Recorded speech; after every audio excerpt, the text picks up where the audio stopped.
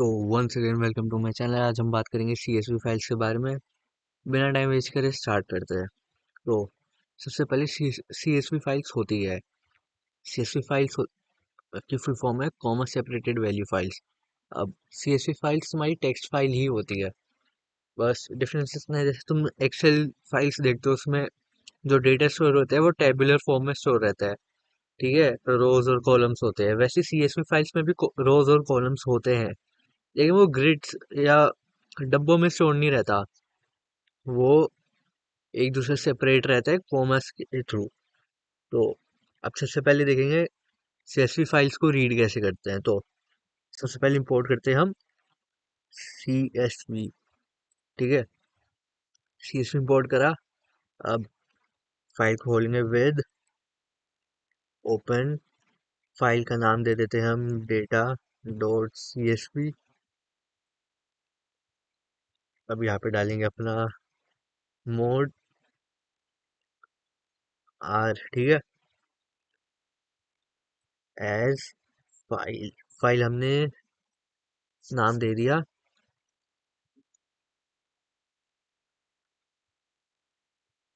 ठीक है, तो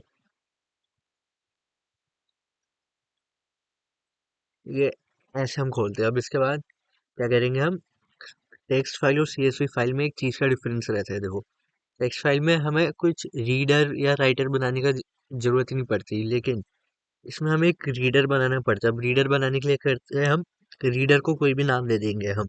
जैसे वेरिएबल्स को देते हैं हम, फॉर एग्जांपल नाम दे देंगे रीडर को सी एस ना, डेटा है ना हमारी फाइल का नाम, तो हम नाम दे देंगे डेटा रीडर। ठीक है, डेटा रीडर इक्वल्स टू, अब जो हमने CSV इंपोर्ट करा था CSV डॉट रीडर। ठीक है, और रीडर के अंदर आ जाएगा हमारा जो फाइल है। तो वैसे अब फॉर डेटा इन, जो भी हमारा डेटा रीडर है इसमें सारा डेटा हमारा स्टोर हो गया। प्रिंट करा देंगे हम डेटा को, और जब हम इसे रन करेंगे तो आउटपुट में कुछ भी नहीं आएगा। अब आउटपुट आया क्यों नहीं, एरर दे दिया इसने, क्योंकि हमारे पे ऐसी कोई फाइल ही नहीं है डेटा डॉट CSV करके। देखो, तो अब इसमें क्या करना है, हम पहले अब देखेंगे कि फाइल बनाए थे कैसे है। उसके लिए इसको देखो यहाँ से कमेंट आउट कर देंगे थोड़ी देर के लिए। अब ये हमने फाइल खोल रही है अपनी। अब हम बनाएंगे यहाँ पे, जैसे हमने रीडर बनाया ना अभी रीड करने के लिए, वैसे हम बनाएंगे हम राइटर।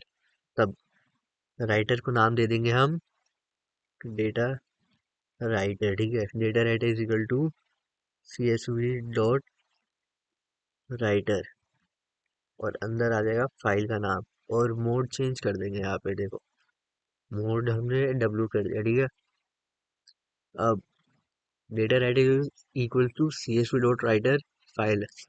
अब हमें इसके अंदर कुछ डालना है डेटा। अब हमें फाइल के अंदर क्या डालेंगे, फाइल के अंदर मैं यहीं से कॉपी कर लेता हूँ। यहाँ पे होगा देखो, कुछ कॉपी करने के लिए। हाँ देखो, ये टेबल है, इसको कॉपी कर लेंगे Ctrl+C करके। ये हमने ले लिया अपना जो भी डेटा हमें अपनी फाइल के अंदर डालना है।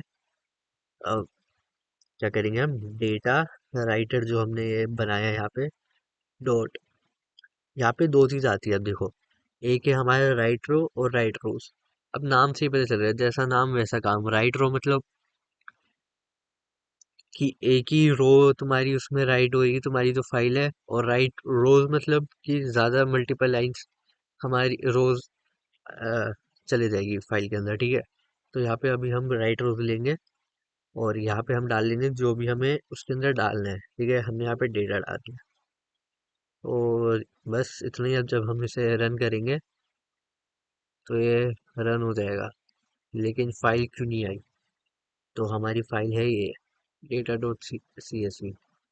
ठीक है, देखो, अब तुम लोग बोलोगे कि यहाँ पे स्पेस क्यों आ रहा है, हम मुझे तो पहली रो में ये चाहिए, फिर दूसरी रो में ये चाहिए, तीसरी में क्यों आ गया। तो इसका भी एक होता है कि हम क्या करें, यहाँ पे न्यू लाइन डाल दें। New line equals to double comma और खाली। और जब हम अब इसे रन करेंगे तो जो हमारी data dot C S V है वो देखो कुछ ऐसी प्रिंट हो जाएगी। ठीक है, अब अगली बात करते हैं रीड करने के लिए। रीड करने का हमने पहले से बना रखा था। ठीक है,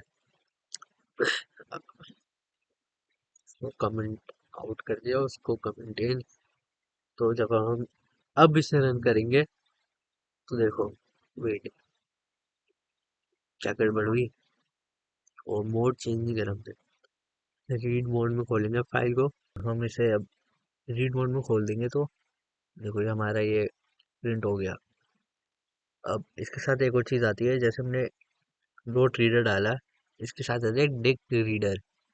तो उसका क्या काम होता है डिक्ट रीडर का, कि जो भी हमारा उसमें डेटा है वो एक डिक्शनरी के फॉर्म में प्रिंट हो जाएगा आसानी से। देखो क्या एरर आया, ओ डिक्ट रीडर, हाँ ये देखो अब ये हमारी एक डिक्शनरी आ गई दो।